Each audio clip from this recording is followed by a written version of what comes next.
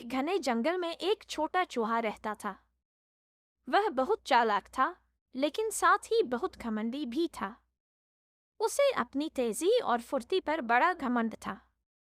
वह हमेशा सोचता था कि वह सबसे तेज और चालाक है और कोई उसे हरा नहीं सकता।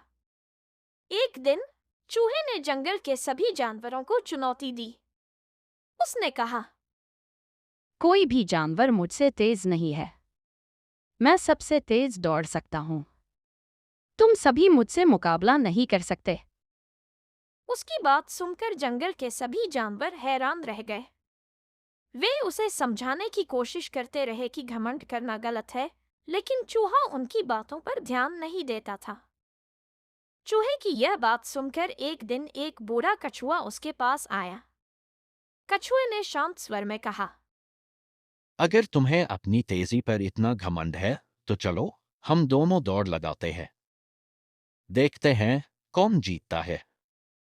चूहा हंसते हुए बोला, तुम मुझसे दौड़ लगाओगे?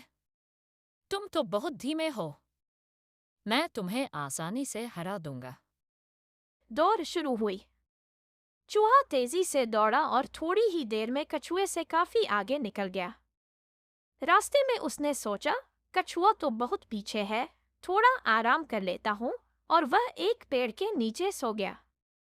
उधर कछुआ धीमी गति से लेकिन लगातार चलता रहा। उसने बिना रुके अपनी यात्रा जारी रखी और अंततः जीत की रेखा पार कर ली। जब चूहा जागा तो उसने देखा कि कछुआ पहले से ही जीत चुका था। चूहा शर्मिंदा हो गया और उसने समझा कि घमंड और आलस्य कभी किसी को जीत तक नहीं पहुंचाते।